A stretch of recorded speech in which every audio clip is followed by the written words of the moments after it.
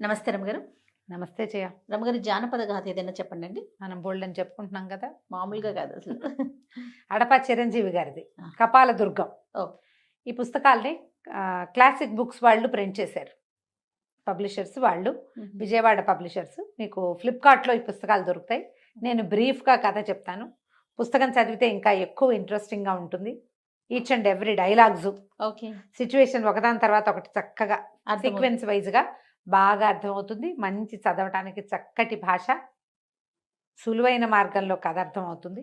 నేను బ్రీఫ్‌గా ప్రెజెంట్ చేస్తాను. తప్పకుండా. అవసరం ఉన్నవాళ్ళు, పుస్తకం చదువుదామని భావించేవాళ్ళు, కొంచెం పుస్తక పఠనాసక్తి ఉన్నవాళ్ళు ఈ పుస్తకాలను తెప్పించుకొని చదవండి. అడపా చిరంజీవి గారి 'కపాల దుర్గం'. తప్పకుండా. ఈ బుక్‌లో 5 కథలున్నాయి. హుహు.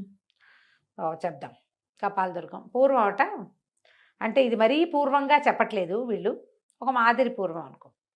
కుంతల రాజు మాళవ దేశంలో రాజకుమార్తెల్ని, ఆడపిల్లల్ని ఎత్తుకుపోతున్నారట ఎవరో. అమ్మాయిలు మాయమైపోతున్నారు.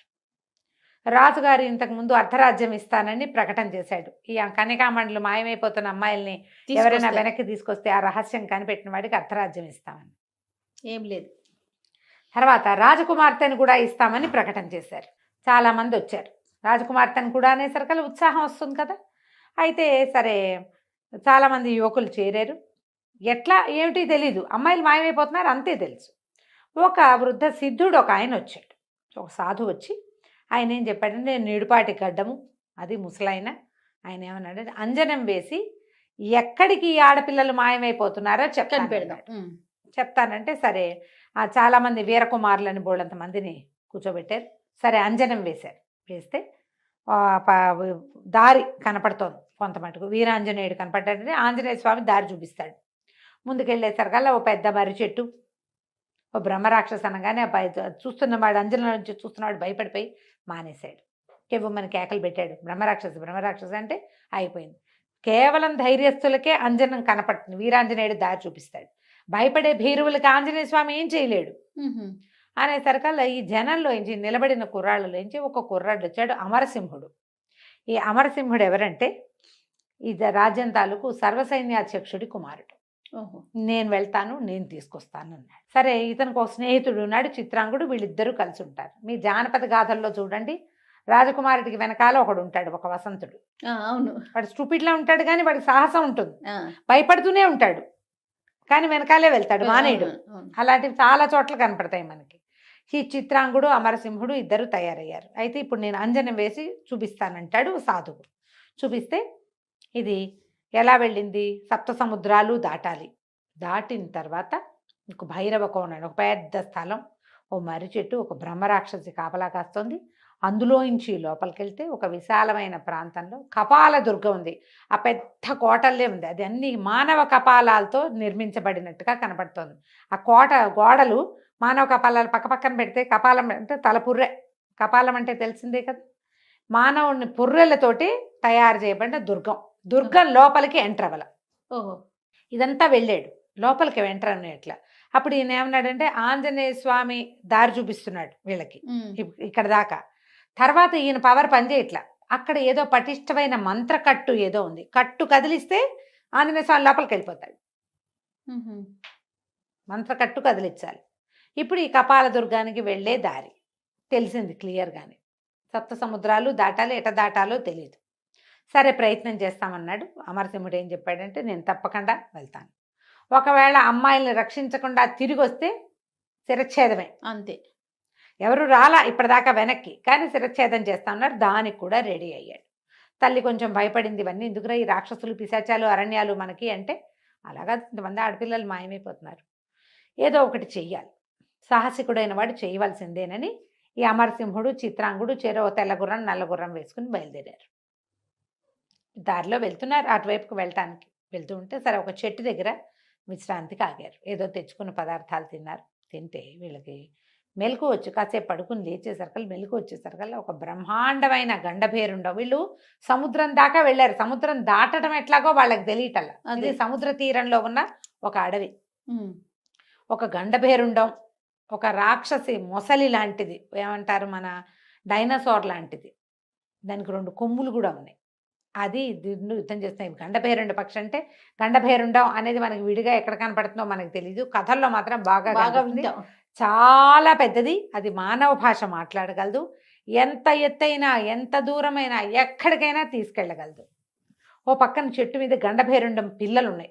అవి కెయ్యో మొర్రో అని అరుస్తున్నాయి. ఈ గండభేరుండం వీర లెవెల్‌లో యుద్ధం చేస్తుంది. అయితే చూస్తున్నారు. చూస్తుంటే ఇతనికి ఏమనిపించింది అమరసింహుడికి, గండభేరుండం పక్కనే న్యాయం ఉంది.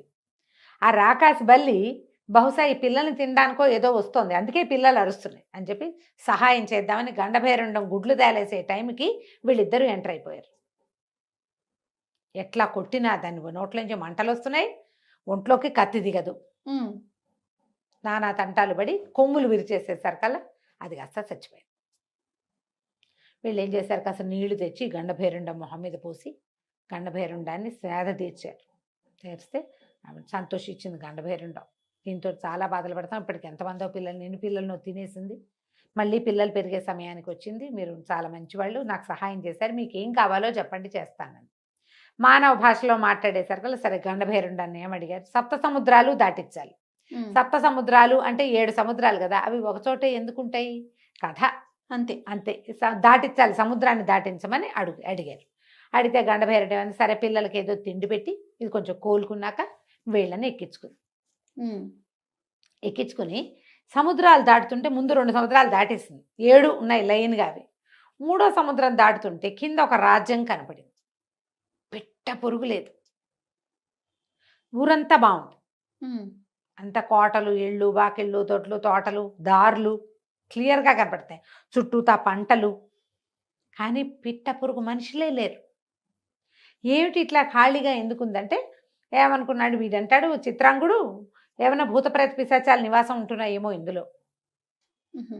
అంటే ఇది వైశాలి రాజ్యం, మామూలుగా అయితే జనం ఉండాలి, ఎందుకు లేరో చూద్దామంటే ఇతను ఏమన్నాడు, అదేమిటో చూద్దాం ఈ వింత, మమ్మల్ని దింపమన్నాడు. దింపమనేసరికి వీళ్ళు దిగి వచ్చేసరికి ఒక గ్రామస్తుడు ఆ ఊళ్ళో కనపడ్డాడు ఒకడు.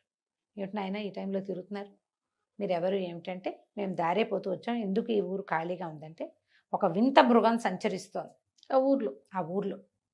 సాయంత్రం అయ్యేసరికల్లా మా ఎవడికి మూడుతుందో తెలియదు, హ్మ్. రోడ్డు మీద ఉంటే అందరికీ మూడుతుంది, అందుకని మేము అందరం ఎవరిళ్లలో వాళ్ళు దాక్కుంటాం, పిట్ట పురుగు రాదు బయటికి, మీరు కూడా రండి రండి అని లోపల తీసుకుపోయారు.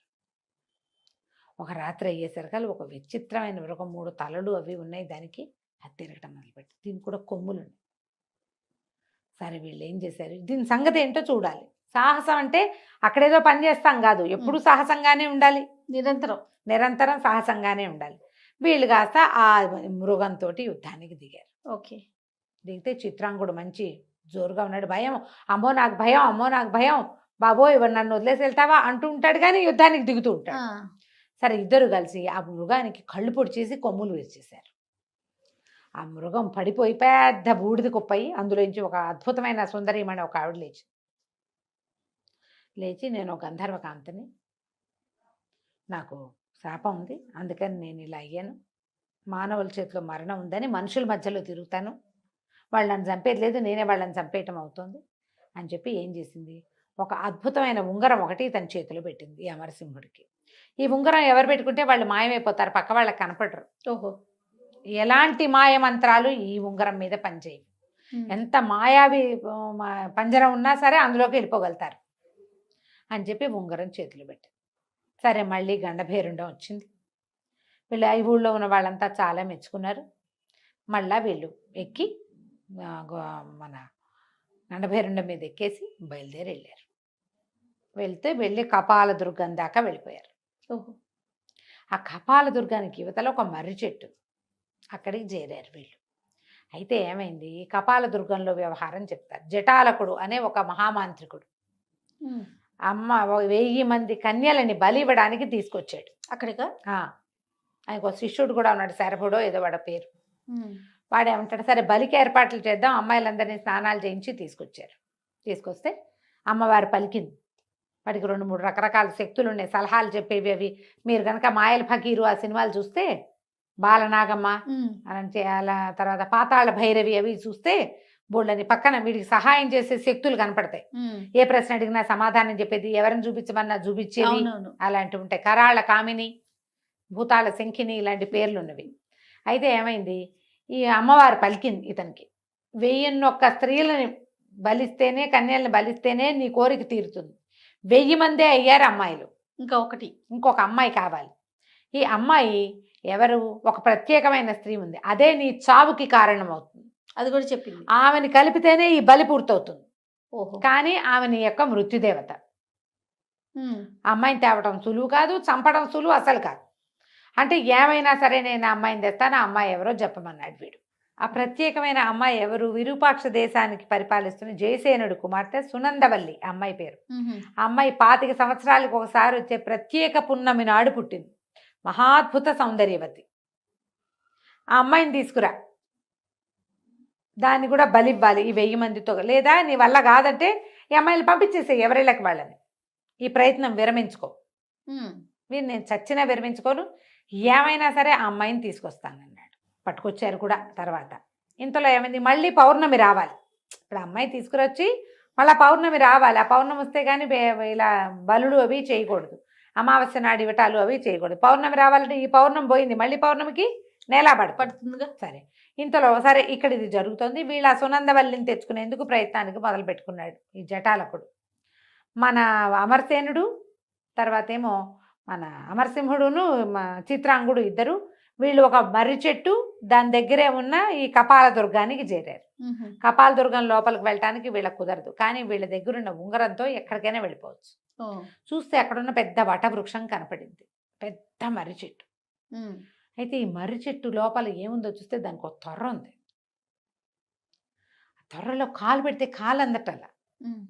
ఏమవుతుందో చూడాలి, వెళ్ళిపోవాలి అంతే. ఇంకా ఆ మర్రి చెట్టు లోపలికి వెళ్తేనే కపాల దుర్గంలోకి వెళ్ళేందుకు అవకాశం లభిస్తుంది. వీళ్ళు చూసిన అంజనంలో అది కనపడింది. అదే. ఆ వటవృక్షం ఒక మర్రి చెట్టు దగ్గరికి చేరారు కదా, దానికి ఒక తొర్ర కూడా కనపడుతుంది. ఈ మర్రి చెట్టు దగ్గర ఒక బ్రహ్మాండమైన బ్రహ్మరాక్షసి నుంచునుంది. ఈ రాక్షసి బొమ్మని ఇతను ముందే చూశాడు. అందులో రాక్షసుని చూసే భయపడి ఒక యువకుడు మానేశాడు చూడటం అంజనం. కానీ ఇతను ఏం చేశాడు, ఇక రాక్షసు మీద యుద్ధానికి దిగాడు.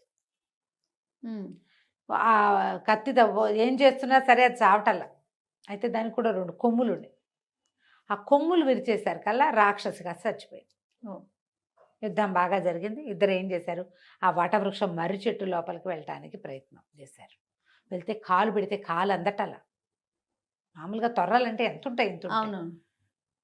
ఏమైనా సరే మనం లోపలికి వెళ్ళవలసిందే. సరే అమరసింహుడు ఏం చేశాడు, నేను వెళ్ళిపోతాను, నా వెనకాల చిత్రాంగుడు అన్నాడు. వద్దు వద్దు వెనక్కి వెళ్ళిపోతా, నాకు భయం వేస్తుందండి. భయం వేసిన గీ వేసిన ఇంత మటుకు వచ్చాక ఇది చేయాల్సింది. ఈ లోపల కాళ్ళు పెడితే ఇక అగాధం ఢామని పడిపోయాడు లోపలికి. కేక వినపడింది. అమ్మో ఏదో ఒకటి మనం పడుతుంటే కెవ్వుమంటాం కదా, అమ్మోరేమో అనకపోయినా ఏదో కెవ్వుమంటాం.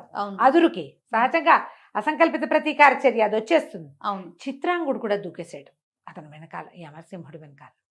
ఇద్దరు కలిసి ఎక్కడో పడిపోతే, ఎంత పెద్ద తోట ఉందో కింద, అడవి అది, తోట అనకూడదు దాన్ని. బోలెడని జంతువులు ఉన్నాయి, కుందేళ్లకి కూడా కొమ్ములు ఉన్నాయి. కుందేళ్ళు ఉన్నాయి, తోడేళ్ళు ఉన్నాయి, ఏమిటేమిటో ఒక్కొక్కటి విచిత్రమైన మృగాలు.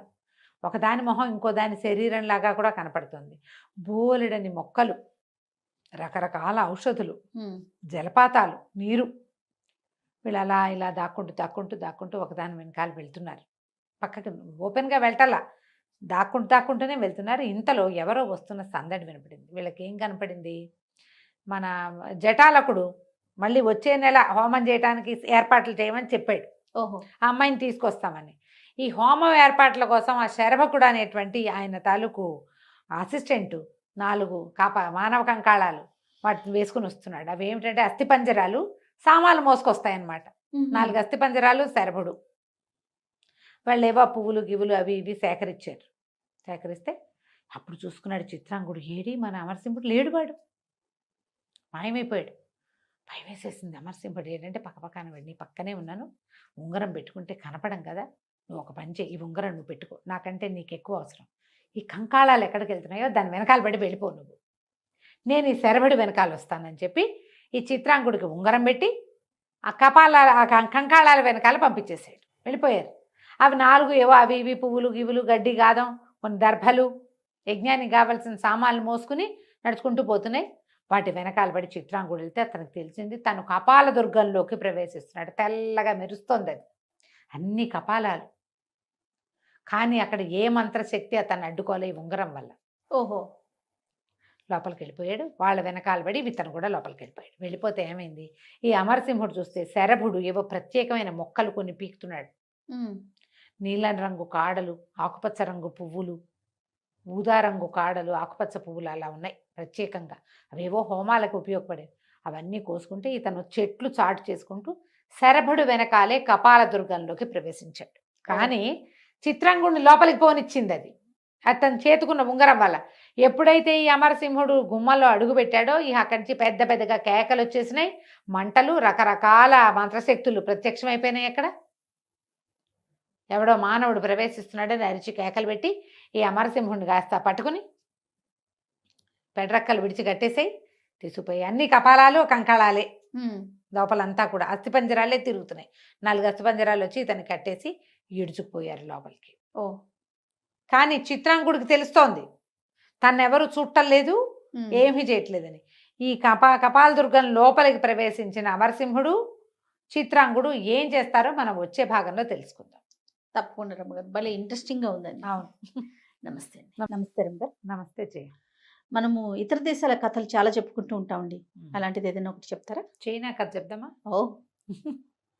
పూర్వం 800 ఏళ్ల క్రితంట చైనాలో అదేదో పట్టణానికి పేర్లు గుర్తుండట్లేదు నాకు, వాటి పేర్లు విచిత్రంగా ఉంటాయి కదా.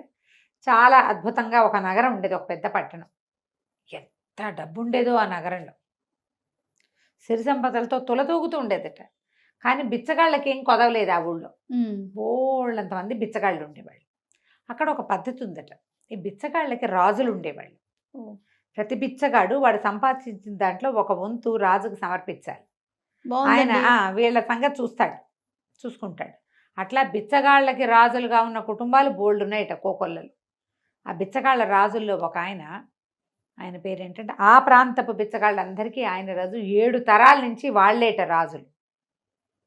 ఆయన పేరు చిన్ గారు రాజుగా ఉండేవాడు. అయితే వీళ్ళకేం కొదవ ఉండదమ్మా, రాజులతో సమానంగా తోటలు, దొడ్లు, ఇళ్ళు, వాకిళ్ళు, మరి సంపద. ఇన్ని తరాల నుంచి రాజుగా ఉన్నవాడి సంగతి అసలు చెప్పక్కర్లేదు. అంతే కదా. అక్కడి నుంచి ఏంటంటే వీళ్ళకి ఇళ్లలో చాలా రాజాంగంగా జరుగుతుంది. ఈయన దగ్గర ఉన్న డబ్బు వడ్డీలకు తిరుగుతూ ఉంటాయి, కోట్లు. పెద్ద పెద్ద వాళ్ళకి వడ్డీలకు అప్పులు ఇస్తారు వీళ్ళు. హ్మ్. హ్మ్. కానీ ఇంట్లో రాజ్యాంగంగా సాగుతుంది. రాజ్యాధికారం ఉన్న వాళ్ళకి ఎంత సాగుబడి ఉంటుందో అట్లా పని వాళ్ళు, ఇళ్ళు, వాకిళ్ళు, దొడ్లు, తోటలు బోల్డ్ ఉంటాయి. బయటికి వెళ్తే ఈయన బిచ్చగాళ్ళ రాజే, హ్మ్. పరువుగా ఉండదు పాపం. అదేలేండి. అయితే ఈయనకి కొంతకాలం గడిచాక తను పెద్ద మనిషిని అయిపోవాలని కోరిక కలిగింది. ఈ బిచ్చగాళ్ళ సామ్రాజ్యాన్ని వదిలేయాలి, హ్మ్.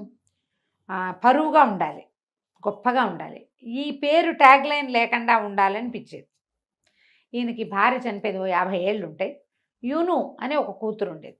ఆ పిల్ల మహా సౌందర్యవతి, ఎంత బాగుండేదో, చక్కగా పాడేది, చక్కగా చదివిచ్చాడు కూతుర్ని. పెద్దవాళ్ళ ఇళ్లలో పిల్లల్ని ఎట్ట చేస్తారో అట్లా ఈ బిచ్చగాళ్ళ రాజైన ఈ చిన్ గారు కూడా పిల్లని బాగా చదివించాడు. ఎన్నో రకాల వాయిద్యాలు వాయించేది పిల్ల.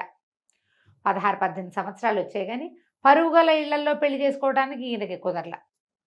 బయటికి వెళ్తే ఈయన బిచ్చగాళ్ళ రాజు, వాళ్ళెవరు ఇతనితో సంబంధం కలుపుకోవడానికి ఇష్టపడరు. ముందు వెనక అయ్యింది. ఈ లోపల ఏమైంది, ఆయనకి ఒక కుర్రాడు తారసపడ్డాడు ఏదో ఒక జోదశాలలో. వాడు ఏదో సరదాగా ఎవరో ఫ్రెండ్స్ ఆడుతుంటే వచ్చాడు. ఏదో మాట మీద అంటే చూస్తే వాడు చాలా పరుగుల కుటుంబం నుంచి వచ్చిన పిల్లవాడు. కానీ ఆస్తి స్వాస్తి అన్నీ పోయినాయి, ఏమీ లేవు వాళ్ళ దగ్గర. వాళ్ళ పేరు గొప్ప, ఊరు దిబ్బ. అంత గొప్ప ఇంటి కుర్రాడు. ఈయనతో చాలా చక్కగా మెలిగాడు. ఆయనకి ఏమనిపించింది, వీటి దగ్గర డబ్బు లేదు, దశకం లేదు, మన దగ్గర బోల్డ్ డబ్బులున్నాయి, పిల్లాడు చూస్తే బాగున్నాడు, పోనీ వీని మన పిల్లకి చేసుకుంటే ఎట్టా ఉంటుంది అని మెల్లిగా ఆయన కదలేస్తే ఎగిరి గంతేసేటి వాడు. ఈ యూను చాలా అందగత్తె అన్న విషయం చాలా మందికి తెలుసు ఊళ్ళల్లో. ఓ మాట వచ్చి చూస్తా అన్నాడు. చూసి పిల్లని చేసుకోవడానికి సిద్ధపడ్డాడు. వాళ్ళ ఫ్రెండ్స్ అంతా అన్నారు, ఈ అబ్బాయికి చదువుకోవాలని ఉంది, గవర్నమెంట్ జాబ్ చేయాలని కోరిక, దానికి డబ్బులు లేవు వాడి దగ్గర. ఇప్పుడు చక్కగా వీళ్ళ అమ్మాయిని పెళ్లి చేసుకుంటే ఏం చక్క మరి చదివిస్తారు కదా, అంతేగా. సరేనని పెళ్లి కొప్పుకున్నాడు. చాలా హర్షించారు వాడి ఫ్రెండ్స్ అంతా, భలే మంచి పని చేసావు, నక్కని దొక్కేవరా నువ్వు, నక్కతో ఒక దొక్కావు, ఇంకేముంది, ఓహో అన్నారు. ఓహో అన్నాక సరే పెళ్ళి చేసేశారు. పెళ్లి రోజు సాయంకాలం ఏం చేశారు, పెద్ద విందు ఏర్పరిచారు. ఈయన ఏం చేశాడు, తను బిచ్చగాళ్ళ రాజుగా ఉండకుండా ఆ పదవిని ఇంకొకడికి కట్టబెట్టాడు. ఈయనకి సమీప బంధువే, వాడు బాగా క్రికెట్, ఈయన మంచివాడు, ఈ చిన్ను క్రికెట్ వాడు. ఆ క్రికెట్ వాడికి ఈ బిచ్చగాళ్ళ రాజు తనం అంతా అతనికి ఇచ్చాడు. తన దగ్గర ఉన్న సంపదలవి తను ఉంచుకున్నాడు. ఇక నువ్వు సంపాదించుకో అని చెప్పేసరికల్లా వాడు రాజు అయిపోయాడు. 2-3 వారాల క్రితమే వాళ్ళందరి మీద ఆధిపత్యం సంపాదించుకున్నాడు. చిన్నిగారు అతనికో ఇల్లు వాకిలి కూడా ఇచ్చారు. వాడికి అంతకుముందే కొంత ఉంది. ఈయన తన ఇళ్లలో ఒక ఇల్లు గిఫ్ట్గా ఇచ్చాడు తన పదవి తీసుకున్నందుకు. ఈయన ఏమిటంటే పిల్ల పెళ్లి చేసి అల్లుడిని చక్కగా చదివించి ప్రభుత్వోద్యోగం చేసి తన సంపదలన్నీ అల్లుడికి ధారాదత్తం చేసి ఫలానా వాళ్ళ మావగారు అని చెప్పించుకోవాలని అనుకున్నాడు. ఒక్కొక్కరికి ఒక్కొక్క ఆశ ఉంటుంది చూడు పాపం. సరే ఏమైంది, ఎప్పుడైతే ఈ పెళ్లి జరిగి పెళ్లి విందు ఏర్పాటైందో ఈయన ఒక అతనికి ఇచ్చాడు కదా, చౌ వాడి పేరు. ఆ చౌ గారి పేర్లు ఇంకా పెద్ద పేరుంది. ఆ చౌ ఏం చేశాడు, ఏమిటి వీడు విందు చేస్తున్నాడు, నన్ను ఎందుకు పిలవలా చౌ విందుకి, నేనేం తక్కువ వీడికంటే, వాడితో సమాన భాయవాడిని అయిపోయాను కదా ఇప్పుడు నేను అని తమ బిచ్చగాళ్ళ సంఘంలో కొంచెం జమాజట్టీలని 40 మందిని ఏరి వాళ్ళందరినీ వీడు మనకి చిన్ను నిన్నటిదాకా మీకు రాజుగా ఉన్నాడు, రాజ్యాధికారం నాకు ఇచ్చాడు, మీ మీదే కదా సంపాదించాడు, గొప్పగా పెళ్లి చేసుకున్నాడు, పిల్ల పెళ్ళికి భోజనం కూడా పెట్టట్లేదు, మనకి కనుక్కుందాం పదండి అని చెప్పేసి ఈ 40 మంది జమాజట్టి బిచ్చగాళ్ళని వేసుకుని వాళ్ళ ఇంటి మీద పడ్డాడు.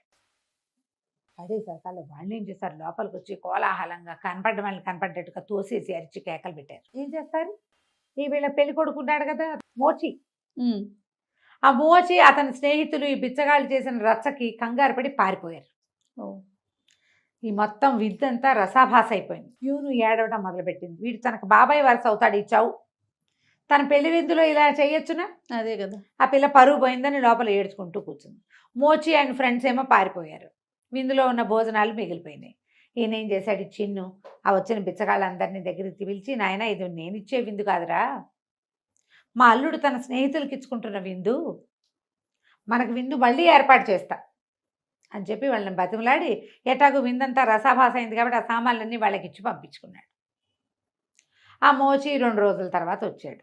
అయితే యూను ఏం చేసింది, ఆ పిల్ల చదువుకున్న పిల్ల కదా, భర్త ఏదో కాంపిటేటివ్ ఎగ్జామ్కి వెళ్ళదలుచుకున్నాడని బోళ్ళని పుస్తకాలు తెప్పించి, తర్వాత ఏమో కొంతమంది మాస్టర్లను పిలిపించి జ్ఞానుల్ని ఇతనికి బోధించడానికి రోజు అతనికి ట్యూషన్ ఏర్పరిచి చక్కగా వేళకి భోజనం, అద్భుతమైన జంత్రవాద్య కచేరీ చేస్తూ భర్తను సంరంజింపచేయడానికి మ్యాక్సిమం ట్రై చేస్తే ఏమైంది, ఈ వీడు బాగానే ఉంది, పెళ్ళంతా ఉన్నంతసేపు బాగుంటుంది, బయటికి వెళ్ళగానే ఏ బిచ్చగాళ్ళ రాజుగారు అల్లుడు వస్తున్నాడు రోయ్ అనేవాళ్ళు. అతని ఫ్రెండ్స్ కూడా ఏరా ఇవాళ ఎవరింటి నుంచి వచ్చిందిరా మీ ఇంటికి భోజనం అలా అనేవాళ్ళు. వీళ్ళ దగ్గర డబ్బు ఉందని తెలుసు, ఒక రకమైన వెటకారం అనమాట. కానీ ఇతను మాత్రం శ్రద్ధగా చక్కగా చదువుకున్నాడు. చదువు అయిన తర్వాత ఉద్యోగం వచ్చింది. దాని గవర్నమెంట్ పోస్టులకి రాయాలి పరీక్ష రాస్తే ఇతనికి ఒక ఆఫీసులో 2వ పోస్టు మేనేజర్ లాంటి పోస్ట్ వచ్చింది. వస్తే చక్కగా అతను ఆ మేనేజర్లకి డ్రెస్ కోడ్ ఉంది, సిల్క్ బట్టలు వేసుకుని ఎర్రటి టోపీ పెట్టుకుని ఒక కర్ర ఉంటుంది, ఆ చంకలో పెట్టుకుని వెళ్తాడు. ఆ చంకలో పెట్టుకుని ఇతను వెళ్తుంటే ఓ బిచ్చగాడికి ప్రభుత్వ ఉద్యోగం వచ్చిందని అరిచేవాళ్ళు పిల్లలు. చాలా బాధగా ఉండేది. ఉద్యోగం వచ్చింది పెళ్ళాం వల్లే అన్నది మర్చిపోయాడు. చిరాకు వచ్చేసేది వైఫ్ని చూస్తే, అంత చక్కటి పిల్లని చూసినా కూడా. సరే ఏం చేశాడు, ఇక అట్టాగే గడిపేవాడు. ఇంతలో ఏమైంది, అతనికి వేరే ఊరికి ట్రాన్స్ఫర్ ఇచ్చారు. ఆ ఊరేమో ఇక్కడికి 4 రోజుల ప్రయాణం, పడవ మీద వెళ్ళాలి. సరే మామగారికి చెప్పి భార్యను తీసుకుని బయలుదేరితే సరే పడవ ఎక్కారు మొగుడు పెళ్ళాం. 2 రోజులు కులాసాగా గడిచింది.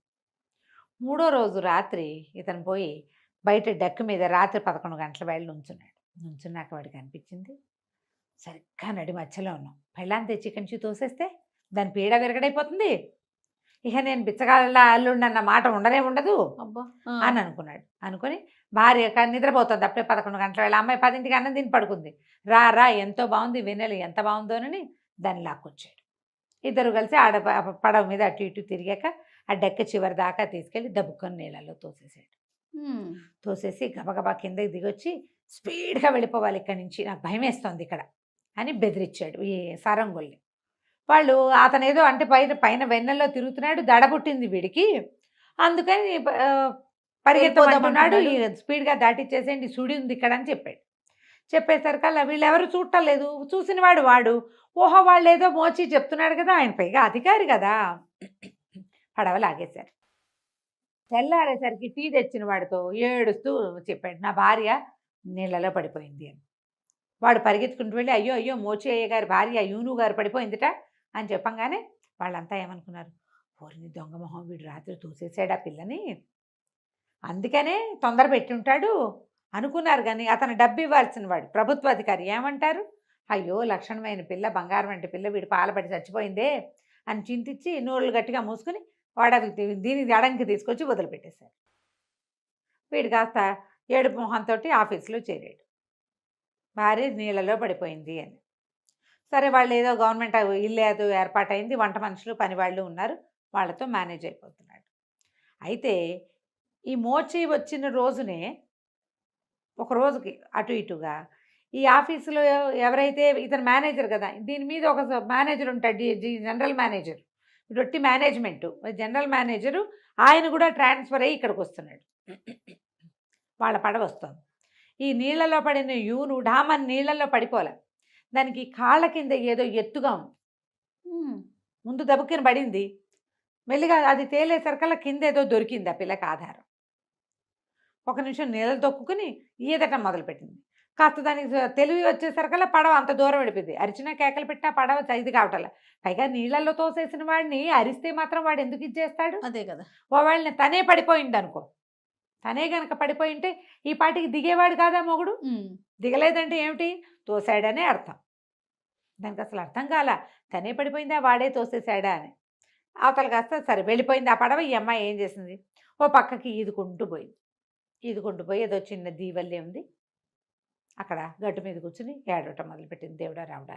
ఏం చేస్తుంది, సరే ఈ పడవ వెళ్ళిపోయిన ఒక 3-4 గంటలకి తెల్లవారుజామున 5 గంటలు అవుతుండగా ఒక పడవ ఆ వైపు నుంచి వచ్చింది. ఈ కొత్త జిఎం రావాలి కదా, ఆ జిఎం వచ్చే రూట్ అనమాట అది. ఓకే. భార్య భర్త ఇద్దరు వాళ్ళు ఏం చేశారు, తెల్లవారుజామున పౌర్ణమి రాత్రి కదా, తెల్లారే మెలకు వచ్చేసిందని 4:30కి లేచి వచ్చి డెక్క మీద కూర్చున్నారు.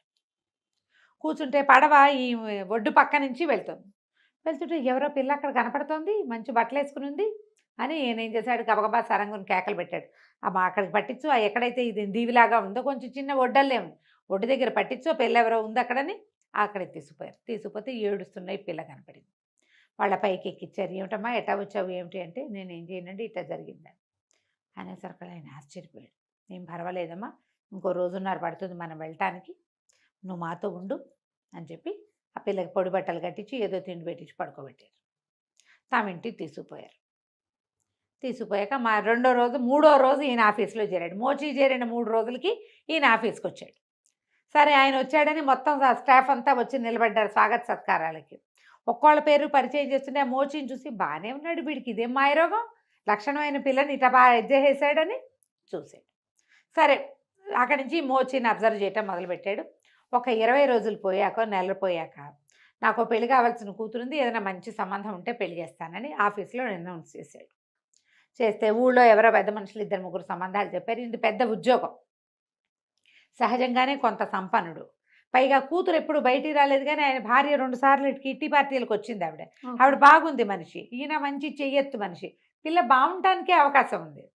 తర్వాత ఇంత పెద్ద ఉద్యోగం, రేపొద్దున మంత్రి కూడా అవుతాడు ఈయన. ఓహో, మంత్రి అయితే ఇంకా గ్రాండ్ ఇయర్ లైఫ్, మంత్రి గారు అల్లుడు మరీ గ్రాండ్ కదా. అంతే కదా. ఆఫీసులో వాళ్ళు ఎవరు పెళ్లి కానీ కుర్రాళ్ళు లేరు, వాళ్ళందరికీ తెలుసు మోచి భార్య పట్టి చనిపోయింది. కుర్రాడు కదా వాడు. ఏమన్నారు, మోచి ఉన్నాడండి, మోచిని చూడండి అంటే, ఏమో మా అమ్మాయిని పెళ్లి చేసుకుంటావా అన్నాడు. ఆడపిల్లని చూడాలి గిడ్డాలు ఏం లేవు, ఆల్రెడీ ఓసారి యూనూని చూశాడు కదా వీడు, అందుకని ఇక చేసుకుంటానండి అన్నాడు. ఎవరో ఒకళ్ళు మంచి, ఇప్పుడు మంత్రి గారు అల్లుడు అంటే ఎంత గ్రేటు, బిచ్చగాళ్ళ రాజుగారు అల్లుడు అంటే చీపు. ఓకే, పెళ్లి చేసుకుంటానన్నాడు. ఈ లోపల పెళ్లి సంబంధం అనగానే యూను ఏడవటం మొదలుపెట్టింది. పెళ్లి చేసుకోవటం ఏమిటి, 6 నెలలు కాపురం చేశాను నేను, నా పెళ్ళి అయ్యి 2-3 సంవత్సరాలు అయింది, నేను పెళ్లి చేసుకోను అంటే, అట కాదమ్మా, ఆఫీసులో ఉన్నవాడు మోచి, వాడి సంబంధమే ఆఫీసు వాళ్ళంతా చెప్తున్నారు, అబ్బాయినే చేసుకుందు కానీ నీ మొగుడే, కానీ వాడికి బుద్ధి వచ్చేలాగా చేస్తామన్నారు. అన్నాక సరేనండి. సరే ఏం చేశారు, వాళ్ళు మొహాలు చూసుకునే పెళ్ళి ఏమి ఉండదు, మ్మ్. అంతా ఏదో మేకప్ చేస్తారు వాళ్ళు. అదేలేండి కప్పు. ఆ అమ్మాయి మొహానికి కప్పుతారు కూడా, అంటే ఈ చైనా మేకప్లు డిఫరెంట్గా ఉంటాయి, తెల్ల రంగు పూస్తారు, లిప్స్ వేరేలాగా పెడతారు. చైనా సినిమాలు చూడండి మీకు అర్థం అవుతుంది. ఆ పెళ్లి కూతుర్ని విడిగా చూస్తే నిన్ను చూసింది ఇవాళ చూసింది ఒకటే అనుకోరు. అవునా, ఓకే. ఫుల్ మేకప్, దాని బట్టలు ఆ హెయిర్ అలంకారాలు అన్నీ కూడా వేరేగా ఉంటాయి. అది చెయ్యాలి, ఆస్పీషియస్ అలంకారం అనమాట. ఆ అలంకారంలో ఉన్న పిల్లని చూసినా వాడు ఏం మేకౌట్ చేయదు. సరే ఉదయం పెళ్ళైపోయింది, మరి సాయంకాలం విందైపోయింది, రాత్రి భార్యాభర్తలు ఏకాంతంలో కలుసుకుంటారని ఆ పిల్లని గదిలో కూర్చోబెట్టి ఈ మోచిని పంపించారు. ఆ మోచి తలుపు తోసుకుని లోపలికి వెళ్ళంగానే ఒక 6 మంది అమ్మాయిలు కర్రలు పుచ్చుకుని చిత్త కొట్టేశారు. మ్మ్. మామూలుగా కొట్ల చావు కొట్టారు. కొట్టేసరికి అమ్మో నాయన ఆయన కేకలు పెట్టాడు, అత్తగారు మావగారు రక్షించండి రక్షించండి అంటే ఈ ఆ మంచం మీద కూర్చున్న పెళ్లి కూతురు ఆగండి ఆగండి ఆగండి ఆగండి నా దగ్గరికి తీసుకురండి అని అనేసరికల్లా ఏమైంది, సరే రక్షించమంటున్నాడని తీసుకొచ్చారు. దెబ్బలు కొట్టడం మానేసి కర్రలు పక్క పెట్టి ఆ అబ్బాయిని లేవదీసి ఇతని దగ్గర అమ్మాయి దగ్గరికి తీసుకొస్తే ఆ అమ్మాయి ఏం చేసింది, ముందు పొద్దునేమో పెళ్లి కూతురు మేకప్లో ఆస్పీషియస్ మేకప్లో, ఇప్పుడు సాధారణంగా కనపడేసరికల్లా ముసుగు తీసి చూస్తుంది అతనికి. ముసుగు తీసేసరికల్లా వీడు దయ్యం దయ్యం అని కేకలు పెట్టి పడిపోయాడు. పెళ్ళాన్ని చూసి అమ్మాయి చచ్చిపోయింది అనుకున్నాడు కదా, అదే. ఇక పడిపోయాడు. పడిపోయేసరికల్లా ఈ లోపల ఈ దయ్యం దయ్యం కేకలకి ఎలాగో అత్తయ్య గారు మామయ్య గారు రక్షించండి, ఇక అర్థమేమిటో వాళ్ళకి తెలిసి అప్పుడు రాల. ఈ దయ్యం దయ్యం కేకలకి వాళ్ళిద్దరూ పరిగెత్తుకుంటూ వచ్చారు, అత్తగారు మామగారు. మొహం తిరిగి పడిపోయి ఉన్నాడు. వాడి మొహం మీద పన్నీరు చల్లి లేవ తీసుకూర్చోబెట్టారు. ఈ అమ్మాయి దయ్యం అండి అన్నాడు. అనేసరికల్లా దయ్యం కాదు, నీ భార్యను నువ్వు తోసేసిన రోజే మేము రక్షించాము, నీకు బుద్ధి చెప్పడానికి ఆ పిల్లనే ఇచ్చి నీకు పెళ్లి చేసాం, మ్మ్. నీ చదువుకి నీ ఉద్యోగానికి కారణమైన పెళ్ళాం నీకు నచ్చలేదు, మామగారు బిచ్చగాళ్ళ రాజు అవటమే నీకు బాధగా ఉంది, కానీ అతని డబ్బుతోటే నువ్వు చదువుకున్నావు, ఇట్లాంటి కృతజ్ఞతగా ప్రవర్తించకూడదు, నీ కృతజ్ఞతకి మందు ఇలా చావు కొట్టిన దెబ్బలు అందుకు కొట్టించాను నేను అని చెప్పాడు. తర్వాత ఇతను సర్దుకుని ఆ పిల్లల్ని కాపురానికి తీసుకెళ్ళిపోయాడు. ఆ తర్వాత కాలంలో మోచియే మంత్రి అయ్యాడు. ఆ గవర్నమెంట్ ఆఫీస్ నుంచి క్రమంగా వజీర్లు అవుతారనమాట. తర్వాత కాలం అతను ఎప్పుడు బిచ్చగాళ్ళ రాజుగారు అల్లుడని అనేవారు కాదు. కంచికి మనం ఇంటికి. బాగుందండి. నమస్తే రమ్మగారు. నమస్తే జయ. రమ్మగారు ఒక మంచి కథ చెప్తారా? పూర్వం అట కేరళ రాష్ట్రంలో ఒక రాజుగారు ఉండేవారు. మ్మ్. ఈ రాజుగారికి చింత చెట్లు నాటించాలని ఒక ఐడియా వచ్చింది. చింత వల్ల చాలా ధనార్జన జరుగుతుంది, చింత చెట్ల వల్ల. ఆయన ఆలోచించి తన మంత్రిని అందుకు నియోగించాట. మొత్తం దారంతా చింత చెట్లు నాటించండి, చింత తోపులు, చింత తోటలు, చింత అడవులు, చింత డాష్ డాష్ అవన్నీ అన్ని కావాలన్నాడు. కేరళ రాష్ట్రంలోట నంబియార్ అని ఒక గొప్ప వైద్యుడు ఉండేవాట. మూలికా వైద్యంలో అద్వితీయుడు ఆయన, చాలా గొప్ప వైద్యుడు. అదే సమయంలో ఢిల్లీ పాదుషా గారి దగ్గర ఒక అరబ్బీ హకీం ఉండేవాడు. ఆయనేమో ప్రకృతి వైద్యంలో నిపుణుడు, చాలా గొప్పవాడు. వీళ్ళిద్దరూ ఇంచుమించుగా సమానంగా చెప్పుకునేవారు దేశమంతా. అయితే ఎప్పుడైతే ఈ చింత చెట్లు ప్రొక్యూరింగ్ జరుగుతోందని తెలిసిందో, ఈ నంబియార్ గారు ఆ మన కేరళ రాజుగారు జామరిన్ అని రాస్తారు, జామరిన్ అంటే ఏమిటో మరి, చిన్న రాజు, అక్కడికి వెళ్ళాడు. వెళ్ళి అయ్యా ఏంటండి మీరు చింత చెట్లు నాటిస్తున్నారట, చింత అంత మంచిది కాదండి, వేప చెట్లు వేయించండి మీరు ఊళ్ళ వెంబట అంటే, ఏనన్నట్టు ఎందుకు మంచిది కాదండి, చింతపండు చాలా ఖరీదు, చింతపండు రోజువారీ అవసరం, చింత చిగురు చింత పువ్వు రెండు రుచికరంగా ఉంటాయి, వంటకి ఉపయోగపడతాయి, చింత పుల్లలతో పళ్ళు తోముకోవచ్చు, తర్వాత చింత నిప్పులు చాలా బాగుంటాయి వంటకి, ఖరీదు, చింత బొగ్గులు, చింత చెట్టు కాల్చి బొగ్గులు చేస్తే మామూలుగా బొగ్గులు కొనుక్కుంటాం కదా, చింత చెట్టు బొగ్గులు కణ కణ కణ కణలాడతాయి, దానికి అంత కాలే గుణం, చాలా ఖరీదు అవి. మరి ఊరంతా పైగా చింత చెట్లు రోడ్ల మీద వదిలిపెట్టేస్తే మనం ఏం సేవ చేయక్కర్లా, వాటంతటా పెరుగుతాయి, చింతని మించింది లేదు అన్నాడు. రాజుకి ఎదురు చెప్పలేకపోయాడు నంబియార్ గారు. సరే ఏం చేస్తాడు, వెనక్కి తిరిగి వచ్చాడు. తిరిగి వస్తూ వస్తూ మంత్రి గారింటికి వెళ్ళాడు. వెళ్ళేసరికి మంత్రి గారు రండి రండి, నంబియార్ గారు ఎన్నాళ్ళైంది వచ్చి రండి అన్నాడు. ఏదో అతిథి సత్కారం జరిపాడు. ఈయన ఆ మాట ఈ మాట మాట్లాడుతూ లేచి వచ్చి మంత్రి గారి కన్ను కింద, చెవి పక్కన, కణతల దగ్గర అక్కడ టెస్ట్ చేస్తున్నాడు. నా వైద్యుడు కదా. ఈయన మంత్రి అన్నాడు, ఎందుకు అట్లా పరీక్షగా చూస్తున్నారు, ఇంత పరీక్షిస్తున్నారు, మీ దయ వల్ల ఆరోగ్యం చాలా బాగుంది, ఊళ్ళతో పని కూడా ఉందండి ఇప్పుడంటే. నంబియార్ అన్నాడు, ఇప్పుడు ఓకే, 6 నెలల తర్వాత రాబోయే వ్యాధి నాకు కనపడుతోంది. కొంతమంది డాక్టర్లు కనిపెడతారు కదా, పెద్దయ్యాక వీళ్ళకి క్యాన్సర్ వస్తుందని ఈ నాడి పట్టుకుని కూడా చెప్పగలరట. ఉహుం. నాడి పట్టుకుని, ఇప్పుడు మనకు కూడా ఉన్నారు వైద్యులు, అవునవును. నాడి పట్టుకుని ఈ ప్రాబ్లమ్స్ ఉన్నాయి అని చెప్తారు. ఉమ్. ఎప్పుడైతే ఇది తెలిసినా ఈయన కంగారు పడ్డాడు. ఎలాగండి, వైద్యం ఏదైనా చెయ్యండి అన్నాడు మంత్రి. అనేసరికి ఈయన అన్నాడు, నేను చేసే వైద్యం కాదండి, ఢిల్లీ పాదుషా దగ్గర హకీం ఉన్నారు కదా, ఆయన మీకు కరెక్ట్గా వైద్యం చేస్తాడు. దీనికి వైద్యం ఆయన దగ్గర ఉంది, మన దగ్గర లేదు. అంటే హకీం గారు మనకి లొంగుతాడండి, మనకదంటే అబ్బే అలా ఏముండదు, నిరుపేదకి కూడా ఆయన వైద్యం చేస్తాడు. వాకిట్లోకి వెళ్ళారంటే వైద్యమే. మీరు ఒక్క పని చేయండి, వెళ్ళే దారిలో చింత చెట్ల కిందే పడుకోండి, చింత చెట్ల గాలే పీల్చండి, చింత తోపుల్లోనే విశ్రాంతి తీసుకోండి, చింత పువ్వు ఆకు ఏది కనపడితే అది తినండి, దొరికితే చింత చెట్టు గాలే మీకు అవసరం అని చెప్పాడు. మంత్రి గారు రాజుగారి దగ్గర సెలవు తీసుకుని 6 నెలలు వైద్యం చేయించుకొచ్చి మన వ్యవహారం చూద్దామండి అని చెప్పి బయలుదేరాడు. ఈయన చెప్పాడు కదా, ఇంత మనిషి చెప్తే వెళ్ళకపోతే ఎట్లా, ఓ కొంత పరివారంతో ఈయన బయలుదేరి దారిలో ఎక్కడైనా చింత చెట్టు కనపడితే దాని కింద పడుకుని దానికోసం వెతికి పనిమాల చింత చిగురు ప్రత్యేకంగా తినమన్నారు కాబట్టి చిగురుంటే కొయ్యండిరా, నా వరకు పప్పులో వేయండి అని వేయించుకుని తిని వెళ్ళేసరికి 6 నెలల్లో ఢిల్లీ చేరడానికి 6 నెలలు పడేది. పిచ్చ జబ్బు చేసినట్టు అయిపోయి నవనాడులు కుంగిపోయినాయి ఆయనకి, అన్నీ నెప్పులు ఇషో ఉషో అనుకుంటూ ఉండేవాడు. క్రమంగా వెళ్ళే కొద్దికి దిగనాసి వెళ్ళిపోయింది వైద్యం, ఆరోగ్యం. ఈయన అనుకున్నాడు, మన వైద్యుడు నమ్మియారు ఎంత గొప్పవాడు, ఇప్పుడు రాబోయేదాన్ని 6 నెలల నాడే చెప్పాడు అనుకొని హకీం గారి దగ్గరికి వెళ్ళాడు. హకీంకి వెంటనే దర్శనం ఇచ్చాడు. ఈయనకి వెంటనే దొరికాడు ఆయన హకీం గారు. లోపల తీసుకుపోయి ఏమిటి అని అన్నీ కనుక్కున్నాక, ఎవరు చెప్పారు ఏం చెప్పారు, నా పేరంటే నంబియార్ గారు చెప్పారండి, మరి చింత చెట్ల కిందే ఆగమన్నారు, చింతదే చేయమన్నారు, చింతదే తినమన్నారు, ఇక్కడికి వచ్చాక మీతో వైద్యం అన్నారు అనగానే ఆయన బాగా ఆలోచించి ఇక్కడ ఏదో మతలబు ఉందని ఈయనతో మాట్లాడాక, మా రాజ్యంలో కూడా మేము చింత చెట్లే పెట్టించదలుచుకున్నామండి, మా రాజుగారు చింత చెట్లే పెట్టమన్నాడు అని విన్నాక ఆయనకు అర్థమైంది మతలబు. ఓహో ఏదో ట్రిక్కే చేశాడు ఈయన అనుకుని, మీరు ఒక పని చేయండి, ఏదో చిన్న పొట్లాలు కట్టించాడు, వెళ్ళేటప్పుడు వేప కింద పడుకోండి, వేప పుల్లతోటే పళ్ళు తోముకోండి, వేప తోపులు ఉన్న చోటే విశ్రమించండి, మీకు గాలి చాలకపోతే వేపాకు చిన్న కటకా కట్టి దాంతోటే విసురుకోండి, వేపగాలి మాత్రమే పీల్చండి అని చెప్పి పంపించాడు. ఇది తిరిగి వచ్చాడు. 6 నెలలు వెళ్ళడానికి పట్టింది, 6 నెలలు రావడానికి పట్టింది. వచ్చినంతసేపు ప్రతి చోట వేపగాలి, వేప వేప వేప వేప వేప. కుదిరితే 2 వేపళ్ళు నోట్లో వేసుకోండి, దొరికితే అప్పుడప్పుడు అని చెప్పేసరికి అలా వచ్చేసరికి ఈయనకి ఎంత బలం వచ్చిందో, ఎంత కళ వచ్చిందో, చాలా ఆశ్చర్యపోయారు అందరూ కూడా. వెళ్ళినాడు ఉన్నట్టు లేడు ఆయన, వచ్చేటప్పుడు ఇంకా బాగున్నాడు, వైద్యం పనిచేసింది. అప్పుడు ఆయన రాజుగారి దగ్గరికి వెళ్ళాడు, చెట్లు నాటడం దాని గురించి మాట్లాడడానికి. నంబియార్ గారు కూడా వచ్చాడు. అయితే ఈయన వెళ్ళేటప్పుడు చెప్పాడు, వెళ్ళేటప్పుడు చింత చెట్ల కింద పడుకున్నాను, జబ్బు చేసింది, వచ్చేటప్పుడు వేప చెట్ల కింద పడుకున్నాను, జబ్బు తగ్గిపోయింది. అప్పుడు నంబియార్ గారు, మీరు నన్ను క్షమించాలి, ఈ అనుభవాలు మీకు చెప్పించడానికే నేను ఈ ప్రయత్నం చేశాను. చింత ఆరోగ్యం కాదు, ఊర్లో 4 చింత చెట్లు ఉండొచ్చు, 100 వేప చెట్లు ఉండాలి. వేపగాలి ఎట్టి పరిస్థితుల్లోనూ అనారోగ్యాన్ని దగ్గరికి రానివ్వదు.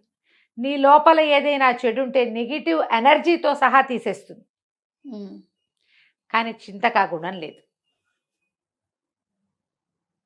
ఇప్పుడు ఈయన ఆరోగ్యంగా ఉన్న మనిషి చింత చెట్లు కింద పడుకుని చింతగాలి పీల్చి చింతతో పళ్ళు తోముకుని జబ్బు చేసేసింది ఆయనకి.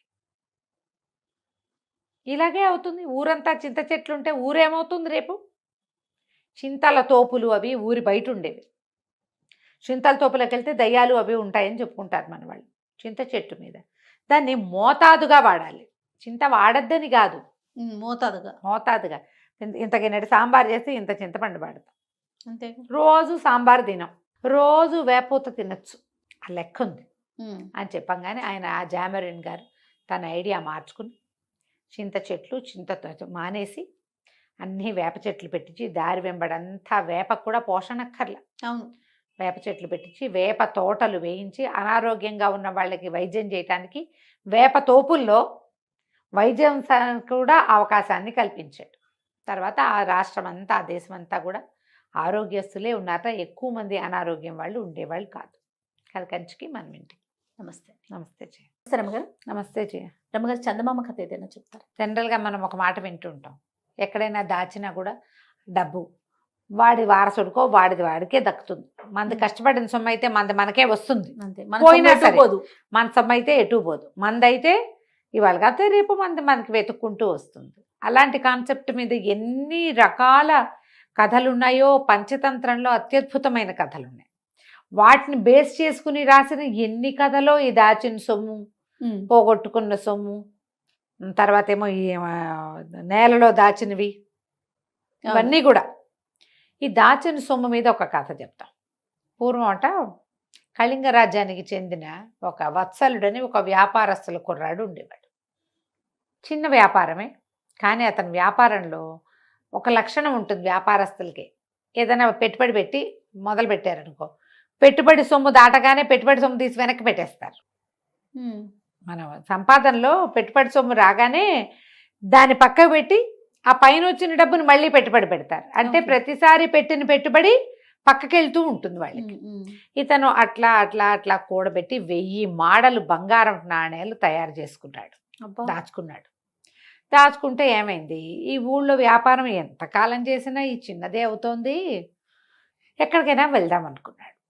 వెళ్ళడానికి అతనికి ఒక పడవ మీద వెళ్ళే అవకాశం లభించింది, పెట్టుబడి లేకుండా. వాళ్ళు ఎవరిలో సాయం రమ్మన్నారు, నువ్వు సంపాదించుకోవచ్చు అని చెప్పారు. కనీసం అక్కడి నుంచి వచ్చేటప్పుడు ఈ పడవలో వెళ్ళడం ఫ్రీ, అట్నుంచి వచ్చేటప్పుడు రావడం ఫ్రీ. లోకల్ వ్యాపారస్తులకి ఇతను కొంచెం భాషలు దుబాసీగా పనిచేస్తే డబ్బు వస్తుంది, ఎవరైనా సంపాదనే చూసుకోవాలి కదా, అంతేగా. సరే ఇతను ఏం చేశాడు, ఈ 1000 మాడలు దాచిపెట్టి వెళ్ళాలనుకున్నాడు. బాగా ఆలోచించి ఆ ఊళ్ళో వాతాపి అని ఒక మంచి పేరున్న ప్రఖ్యాతుడైన వ్యాపారస్తుడు ఒక ఆయన ఉన్నాడు, అతని దగ్గర పెడదామనుకుని ఏం చేశాడు, ఒక జాడి కొని, పచ్చళ్ళ జాడీలు ఉంటాయి కదా, ఆ జాడీలో అడుగున 1000 మాడలు పోసేసి దాని మీద ఉసిరికాయలు నింపి పట్టుకొచ్చి ఈ వాతాపి దగ్గర పెట్టాడు. ఏమన్నాడు, నేను వ్యాపారానికి వెళ్తున్నాను, ఎప్పటికొస్తానో తెలీదు, వైద్యం కోసం ఉసిరికాయలు ఊరబెట్టుకున్నాను,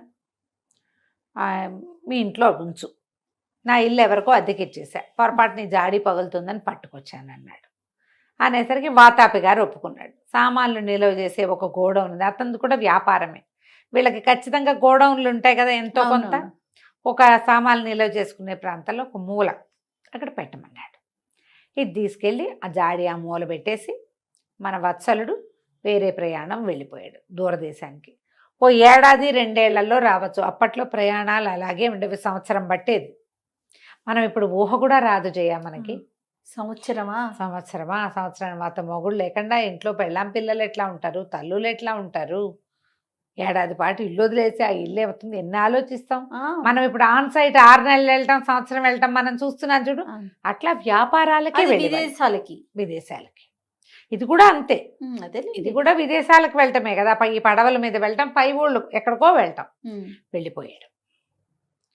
7 ఏళ్ళు గడిచాయి, 7 సంవత్సరాలు అయింది. 7 ఏళ్ళు అంటే ఎంత పెద్ద టైము. చాలా మంది వెళ్ళిన వాళ్ళంతా తిరిగి వచ్చేసారు. అయితే ఈ వత్సలుడింట్లో ఏదో చిన్న శుభకార్యం వచ్చేసరికి, శుభకార్యం అనగానే ఏం చేస్తాం, వ్యాపారస్తుల ఇళ్లలో అయినా మామూలు వాళ్ళ ఇళ్లలో అయినా సున్నాలు వేసుకుంటాం. వీళ్ళు ఏటా సున్నం వేసేవాళ్ళు, కానీ ఎప్పుడు గోడౌన్కి సున్నం వేయలే. ఈసారి ఏమనుకున్నారు, మొత్తానికి వేసుకోవాలి, శుభకార్యం ఉంది కదా అని చెప్పేసి ఇళ్ళు వాకిళ్ళు సున్నాలు వేస్తూ ఈ గోడౌన్లో కూడా సామాన్లు అటు జరిపి ఇటు జరిపి అన్నీ జరిపి రంగులేశారు. ఈ జరిపే క్రమంలో ఈయనకి తట్టింది, ఈ జాడి ఇక్కడ ఉండిపోయింది మూల, వాడేమో రాలేదు, ఇంకేమొస్తాడు, అదే కదా. 7 ఏళ్ళు అయితే వస్తారా ఎవరైనా, అయిపోయి ఉంటాడు, ఎక్కడో ఖర్చు అయిపోయాడు వాడు అని చెప్పి ఏమున్నాయో చూద్దాం అని మూత తీస్తే అతను పోసిన అవి పైదాకా పోసాడు, కానీ క్రమంగా ఎండి ఒరుగులయ్యి ఉసిరికాయలు కిందకి పోయినాయి. కిందకి పోయేసరికల్లా వాటిని ఇట్లా అన్నాడు చేత్తో గలగల్లాడుతుంటే, ఏమిటో ట్రింగుమన్నట్టుంది, ఏమిట్రా అని ఉసిరికాయలన్నీ ఒత్తికిల్చి చూస్తే దాని కింద డబ్బులు కనపడ్డాయి. ఊరిని అని ఆశ్చర్యపోయి బోర్లేసి లెక్కేసాడు. లెక్కేసిన తర్వాత చూస్తే 1000 మాడలు 7 సంవత్సరాల నుంచి మూల పెట్టాను నేను. ఎందుకు వాడు ఎలాగో ఇంక రాడు. ఈ 1000 తీసేశాడు. రేపొద్దున ఒకవేళ తిరిగి వస్తే మన మీదకి రాకుండా ఉసిరికాయలు తెప్పించి దీంట్లో పోసాడు. నింపేశాడు ఉసిరికాయలు. నింపేసి ఆ మూలకు పెట్టాడు. ఈ సంఘటన జరిగిన 7, 8, 10 నెలలకి వత్సలుడు వచ్చేసాడు వెనక్కి. ఓకే. బాగా సంపాదించుకొచ్చాడు. బోల్డంత సరుకు తెచ్చుకున్నాడు. ఉత్సాహంగా వచ్చి తన సొంత డబ్బు ఇక్కడ ఉంది కదా, వత్సలుడి ఇంటికి వచ్చి నా జాడీ అదే మన వాతాపి గారింటికి వచ్చి జాడీ తీసుకెళ్తా అని అన్నాడు. అట్లాగే నువ్వు ఎక్కడ పెట్టావో అక్కడే ఉంది, తీసుకెళ్ళమన్నాడు. తీసుకెళ్ళమంటే ఈయన జాడీ మోయించుకుని ఇంటి పట్టుకుపోయాడు. సాయంకాలం భోజనాలు అవి అయ్యి పనంతా అయ్యాక జాడీ బోర్లేసాడు. బోర్లేసారు కదా, దేవుంది జాడీలో అన్ని ఉసిరికాయలు ఉన్నాయి. రూపాయి నాణం లేదు. నిర్ఘాంతపోయాడు వత్సలుడు. అక్కడ అవన్నీ అందులో సర్దేసి పరిగెత్తుకుంటూ వెళ్ళాడు వాతాపి దగ్గరికి. నా మాడలేం చేసావు? 1000 మాడలు పోసి పెట్టాను మీ ఇంట్లో అనేసరికల్లా ఆయన అన్నాడు, అవురవురా, నువ్వు మాడలు పోసావో ఏం పోసావో నాకేం తెలుసు, నువ్వు ఏనాడు పెట్టావో ఈనాడు తీసుకెళ్ళావు. దాన్ని తెరిచి చూసిన పాపాన్ని పోలా. నువ్వు ఉసిరికాయల జాడి అని నాకు చెప్పావు ఆ రోజు, ఇప్పుడు మాడలని చెప్తున్నావేంటి? ఇప్పుడు నువ్వు మాడలని చెప్పకూడదు. ఉసిరికాయలు పోసానన్నా ఉసిరికాయల జాడి పట్టుకెళ్ళావు. ఉసిరికాయలు ఉన్నాయా అన్నాడు. ఉసిరికాయలు ఉన్నాయి. మరి ఉసిరికాయలు ఉన్నప్పుడు నన్ను అడుగుతావేంటి అనేసరికి వత్సలుడికి ఏం చేయాలో తెలియలే. మోసం ఎప్పుడు వీడు గమనించి తీసేసాడు. ఇద్దరు చెడామడా అరుచుకున్నారు, పొట్టాడుకున్నారు. షాపులో కొనుబళ్ళకు వచ్చిన వాళ్ళు చోద్యం చూస్తూ ఉంచున్నారు. వాడు ఒకడు బయటికి పోయి ఎవరికో చెప్పాడు. ఆ ఎదురు కొట్టు వాళ్ళు, పక్క కొట్టు వాళ్ళు 5, 6 కొట్ల వాళ్ళు చేరారు. ఒకళ్ళిద్దరు వత్సలుడి పక్షం వహించారు. ఒక 5, 6 ఏమన్నారు, ఏ నాటి నుంచో వీళ్ళ సామాన్ల కొట్లో ఏదైనా వస్తువు కోసం వచ్చినప్పుడు ఆ మూల జాడి పడి ఉండేదండి, పోనీలే పాపం అని దగ్గర పెట్టుకున్నందుకు ఇంత మాట అంటున్నాడు. వీడు అక్కడేం సంపాదించుకురాలా, వాతాపి దగ్గర కొట్టేయడానికి చూస్తున్నాడు. పరువు గలవాడు చచ్చినట్టు ఇస్తాడని. ఉసిరికాయల జాడి ఆయన 2, 3 సార్లు అడిగా, ఈ జాడి ఎవరిదండి అని అడిగితే ఉసిరికాయల జాడి వత్సలుడు అని చెప్పాడు కూడా నాకు అని. ఇట్లా నలుగురు చేరితే ఎన్ని మాటలు వస్తాయి? అంతేగా. ఇవన్నీ వచ్చినాయి. పదండి మీరు దర్బార్లో చేతురుగా న్యాయాధికారి దగ్గర కోర్టులు ఉన్నాయి వాళ్ళకి ఆ ఊళ్ళో. కోర్టుకు వెళ్ళి చెప్పారు. చెప్తే సరే వాది ప్రతివాది ఇద్దరు మాటలు వినాలిగా. ఇతను ఏం చెప్పాడంటే, నేను 1000 మాడలు సంపాదించుకున్నానండి, తీసుకెళ్ళలేకపోయాను కష్టమని నేను 1000 మాడలు కింద పోసి పైన ఉసిరికాయలు పోసి పట్టుకొచ్చి పెట్టానండి. ఇంటికి పట్టుకెళ్ళాను. 7, 8 సంవత్సరాలు ఇంచుమించుగా అయ్యింది. నేను తీసుకెళ్ళా ఇంటికి. బోర్లు ఇచ్చి చూస్తే ఓన్లీ ఉసిరికాయలే ఉన్నాయి, అందులో ఇంకేం లేవు అంటాడు వత్సలుడు. 7, 8 ఏళ్ల నాడు వత్సలుడు ఒకనాడు వచ్చి ఉసిరికాయల జాడి ఉంది నీ దగ్గర పెట్టుకుంటానంటే ఒక ప్లేస్ చూపించానంటే, కావాలంటే అడగండి, తను ఎక్కడ పెట్టాడో అక్కడే ఉంది. అది వేరే వాళ్ళ వస్తువు ఎందుకు చూస్తాం? ఇట్లా ఎంతమంది పెట్టుకుంటున్నాం మనం. అవును, నేను కూడా నా డబ్బా దశకం ఎవరి దగ్గర పెట్టుకోవాలి, ఎంతమందిపో పెట్టుకుంటాం. అక్కడే ఉంది, తనే తీసుకెళ్ళాడు. నా ఎదురుగుండా ఏమీ నాకు ఆ రోజు చూపించలేదు, ఈ రోజు చూపించలే. పట్టుకెళ్ళిపోయాడు ఇంటికి.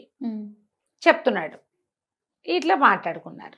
కానీ ఉసిరికాయలు పోసి డబ్బులు ఉన్నాయని చెప్తావేంటయ్యా, మరి డబ్బులు పెట్టినప్పుడు డబ్బులు ఎందుకు చెప్పలేదు అని అడిగాడు ఆయన. వత్సలుడి కేసు మనం ఓడిపోతున్నామని అర్థమైంది. ఏం చేస్తాడు? అయితే ఆయన అన్నాడు, ఏమిటి ఉసిరికాయలు అన్నారా, ముందు ఆ జాడీలో ఉసిరికాయలు ఉన్నాయా అంటే ఉన్నాయండి అన్నాడు. పట్టుకురా, నేను ఉసిరికాయలు ఏమిటో చూస్తాను. మర్నాడు వత్సలుడి కేసు ఎలాగూ పోయింది. ఒట్టిగా తిప్పుతున్నారు నన్ను అంతేనని జాడీ మోయించుకుని తీసుకుపోయాడు. ఆయన అందులో నుంచి ఉసిరికాయ చూసి అందరికీ పంచిపెట్టాడు. ఉన్న వాళ్ళకి కొరికి చూశాడు. అందరినీ తిని చూడండి అన్నాడు. తినండి తలా ఒక ఉసిరికాయ అన్నాడు. అందరూ తలా ఒక ముక్క కొరికారు. ఈయన అన్నాడు, అబ్బా వత్సలుడా, ఏం చెయ్యిరా అనేది, 8 ఏళ్ల నాడు పోసిన ఉసిరికాయలు ఈ ఏడాది కోసిన ఉసిరికాయలు లాగానే ఉన్నాయి, ఇంత నవనవలాడు ఉండటానికి ఏం చేసేవరా నువ్వు అన్నాడు. ఆ తింటున్న వాళ్ళంతా చెప్పారు, ఫ్రెష్ ఉసిరికాయలాగా ఉంది.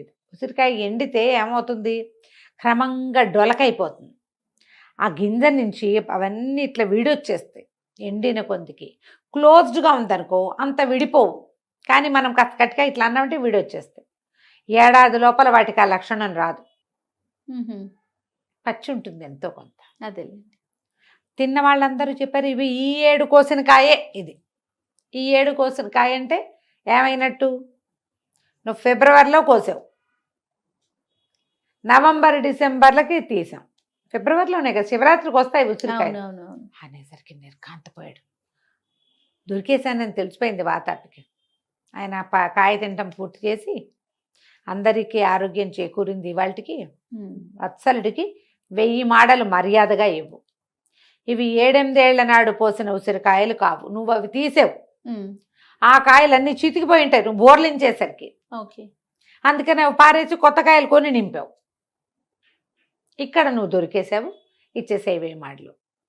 నోరు గట్టిగా మూసుకుని 1000 మాడలు ఇచ్చారు. ఆ తర్వాత రాజస్థానంలో ఈ తమ సంపదని దాచుకునే అవకాశం బ్యాంక్ ఏర్పాటు చేశారని ప్రతీతి ఈ కథ తర్వాత. ఆహా. కథ కంచికి మనం ఇంటికి. సూపర్. నమస్తే. నమస్తే జీ.